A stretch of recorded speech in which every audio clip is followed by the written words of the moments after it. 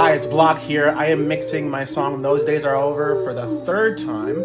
I'm making really micro adjustments. I want it to feel effortless. I want it to pop. I want it to just work. I don't want you to listen to it and think you're listening to something that, like, don't even notice the mix very much. I want it to be, better than flawless. So I figured I would just kind of talk you through the mixing process. I haven't done a video like this before. But, I figured sometimes when I'm mixing, I think out loud, so I figured maybe someone would find that interesting. So right now, I'm working on the chorus. I'm using automation in Logic to make sure it sits right. The part that really sits right, that I'm basing the entire mix off of, and just like the part that I feel strongly about not changing, is this part right here. Those days are over. Those days are over. Those days are over. Those days are over. Those days are over. Those days are over. Those days are over. Yeah.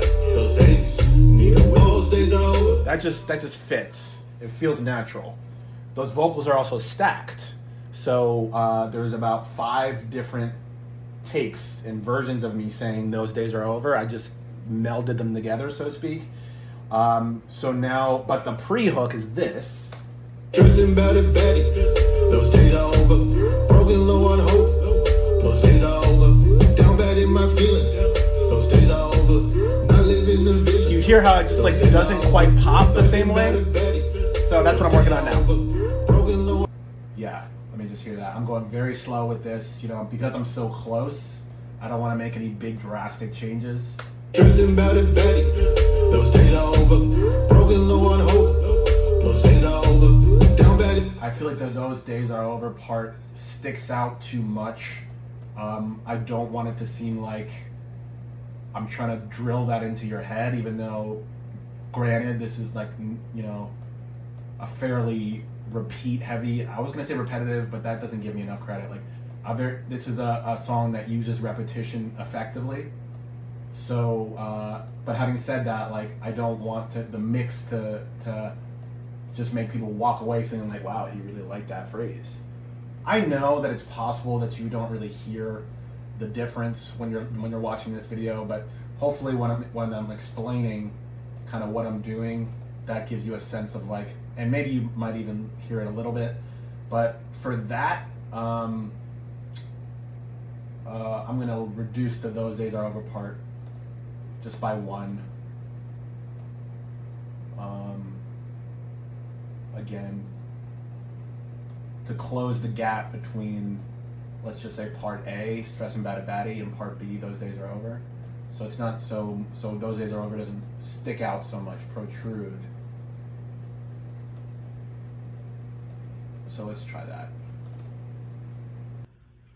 There's 2 vocals stacked. Dressing better, Betty. Those days are over.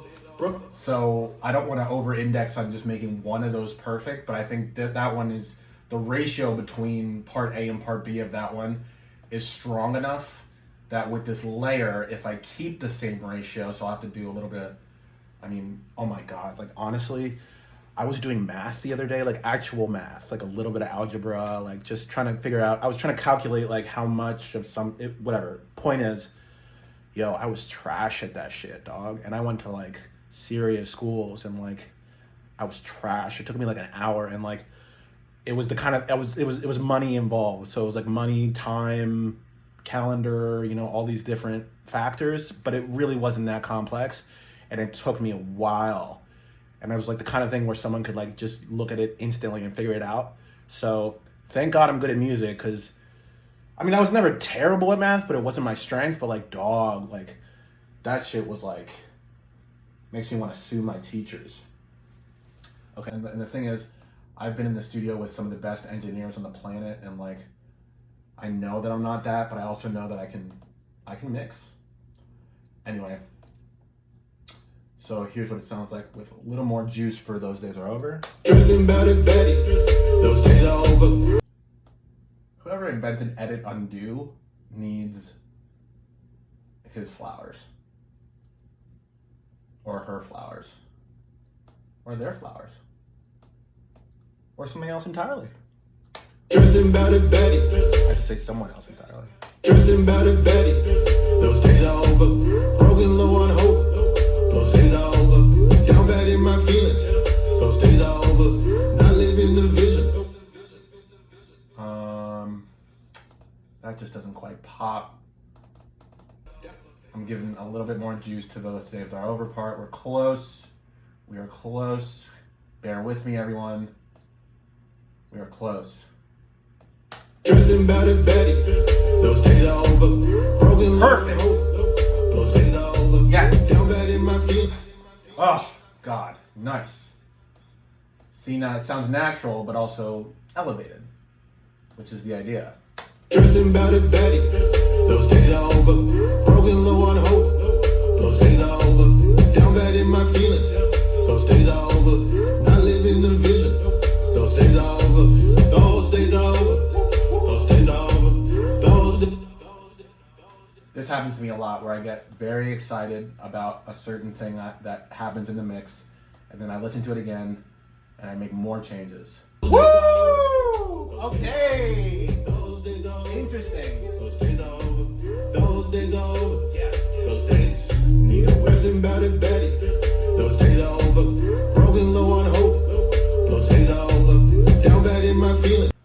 We're going to continue to live with it a little bit, and also, depending on what I do with the verses, we may need to tweak it some, and now I think we can let that breathe a little bit. Let's, because sometimes if you over focus on something, you can get further away from it, if that makes sense. So now I want to look at the verses. With the verses, I feel like they're a little too hot. Like literally everything in the verse, all the verses, verse 1, verse 2, it's just too hot.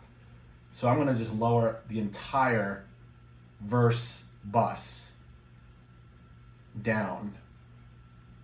The verses bus down and just see if, bus down. This is where some of the art comes into it, because to me, that sounds good.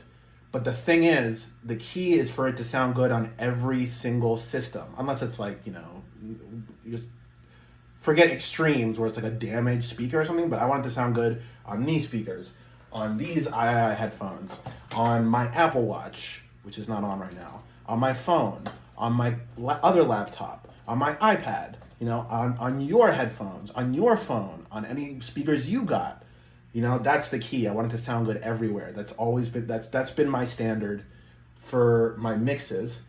And okay, since I'm enjoying this, and I think that this will not be my last mixing video, I'm gonna give you a $1 million tip, if you will. When you're mixing something, some people think that if it's not sounding right,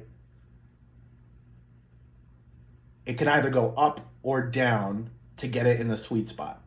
But the reality is, sometimes if it's not sounding right, it can either go up or down and it'll still work. But there is something called the no man's land in my mind, and I kind of invented it, but it makes sense. And I played tennis growing up, throughout my life, and no man's land was the space between the service line and the baseline. If you get caught in the middle there, you can get in trouble in the point. So the no man's land in mixing is when something is both not loud enough or not soft enough, but just in a weird middle zone, and you either got to go up, which might work, or down, which might work. But it's important to get out of that middle. And I think right now, when I lowered the verses down by 1, I was in that middle. So I chose to go lower. So let's see if this works. So now we've gone down 2 dB for the verses. Those days are over. Yeah. Those days. A red flag for me is when, I hear a mix and I feel like it makes people want to lean in, because that usually means it's too quiet. You want people to just experience it. So I was watching the Knicks game, and the Knicks, the championship and the playoffs, and I watched the Knicks a little bit on and off throughout the season, but I was interested.